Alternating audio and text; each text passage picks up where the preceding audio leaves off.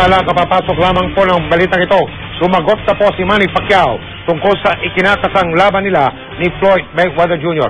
Live po ito si Chino Trinidad mula sa lungsod ng Manila. Chino, ito, tuloy ba o hindi sa Marso? Mike, wala na nga kailangan intayin. Markahan nyo na yung inyong mga kalendaryo. Marso 13, ang biggest fight of the millennium.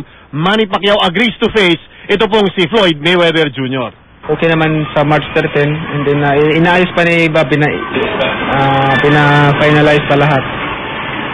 Hindi naman pala yung pound for pound title ang pinag-uusapan dito, kundi merong parang personal na gustong patunayan ito si Manny Pacquiao kay Pretty Boy Floyd. Pagkakaiba ni Floyd siguro sa ibang mga nakakalaban ko is si Floyd is marami siyang mga trash talk na hindi dapat gayahin ng mga bata.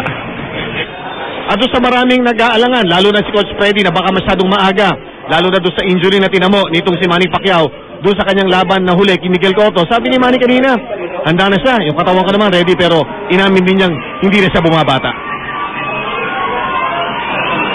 Kailangan dublin ang pangangalaga sa katawan ngayon dahil siyempre patindi ng patindi yung mga kalaban natin sa taas ng ring.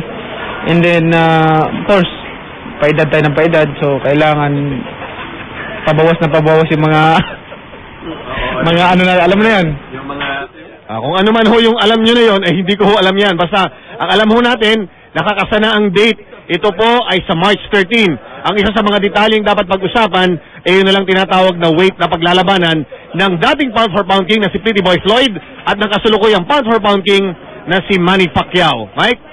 Chino, may usapan ba kung saan gaganapin ang laban? Kasi may 3, 4 na lungsod sa Amerika na naglalaban-laban at gusto nila doon maganap yung laban ni Manny Pacquiao at ni Floyd Mayweather Jr. Mike, sariling opinion, tingin ko sa Las Vegas magaganap dahil walang bayan na makapagbibigay, makakapag-offer, makakapag-raise ng malaking pera para gugulin dito sa pagtatapat ng 20 pound for pound king, yung present at saka yung past na pound for pound king. May usapan na ba kung magkano ang magiging kita nitong dalawang champion o kampiyon na ito?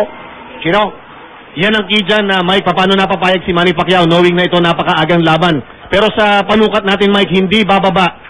Uulitin ko, hindi bababa ng $30 million ang maaaring kitahin ni Manny Pacquiao sa labang ito kontra kay Pretty Boy Floyd. Maraming salamat, Chino Trinidad.